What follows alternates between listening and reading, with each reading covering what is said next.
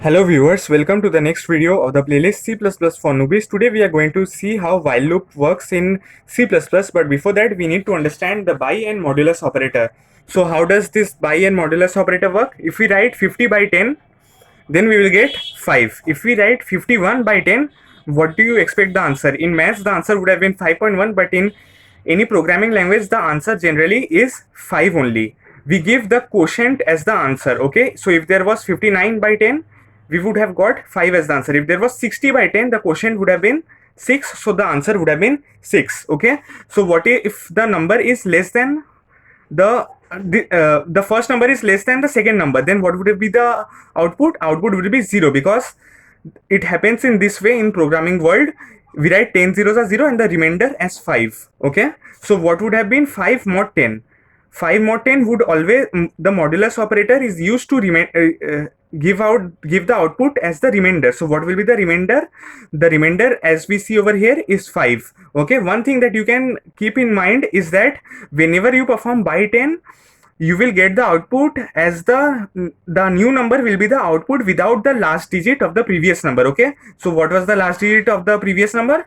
1, so it was removed and we got 5. What was the last digit of 60? 0, so it was removed and we got 6. Similarly, what will happen when we perform the modulus with 10? Whenever we perform the modulus with 10, we get only the last digit. Okay, so what is the last digit of 11? 1, so we get 1 as the output. Here also we can see, then we perform the division, we get 1 as the remainder. You can either see this as we are getting the remainder, or you can understand this as the last digit also. Okay, so what is the thing that you need to keep in mind about this by? That by returns a new number without the last digit, and modulus returns only the last digit. Okay, so now we are ready to jump into the while loop. So how does a while loop program look like?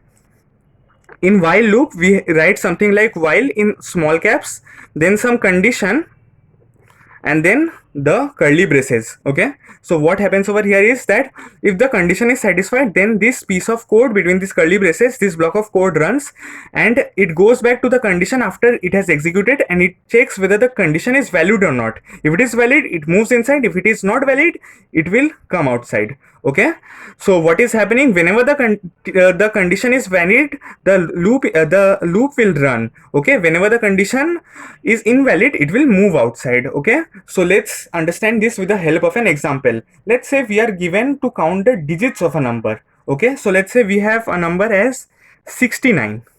So the number of digits in 69 is how much? 2. Okay, so what can be the process to find out the number of digits of a number? We can always take up the last digit, and we can reduce the digit till the number is equals to 0 or not. Okay, so what will happen if we reduce the digit? If we reduce the digit, say by 10, so 69 by 10 will be how much? 69 by 10 will be how much? 6, because as we have learnt over here that it will return the number apart from the last digit. Okay, again if we reduce, then 6 by 10, what we will get? 0.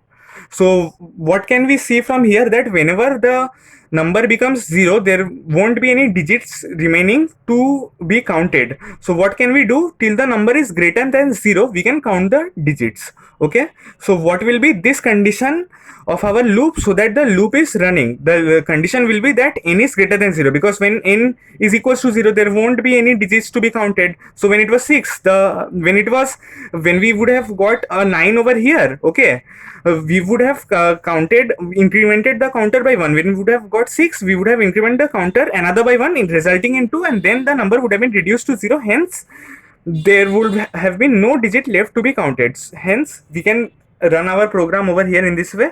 We can take an input int n and then sim n. Okay, and what will be the condition as we learned? N greater than 0. Then what we can do? We need to count. So we will keep a counter. Int c equals to 0, then c plus plus, and then what we are doing? Reducing the number. So n equals to n by 10. Okay, so let's see a dry run. For example, we have a number as n equals to 35. Initially c was 0. Okay, so what is happening? First is checking that n is greater than 0 or not. So 35 is greater than 0, so the counter is incremented by 1. Okay, and now what is happening? It is getting reduced. N equals to n by 10. So if it is getting reduced, then what is 35 by 10? It is 3. So now what is happening? 3 is being checked if it is greater than 0 or not. Yes, 3 is greater than 0. So the counter is again incremented by 1 over here. Okay. Then n is being reduced. And when it is n is reduced, then what is 3 by 10? It is 0 because the number is smaller. The first number is smaller than the second number. Okay. So now when n becomes 0, there are no more digits to be counted. So what we will do, as per the condition of the program, 0 is not greater than 0 because 0 is equals to 0. Okay, so this condition becomes false over here, so it will come out of the loop, and then we will print C, which is the number of digits of the program. So this was just a basic understanding of how while loops work in C++. While loops work in this way in most of the programming languages. So I hope some of your concepts were clear with the help of this video. Thanks for watching.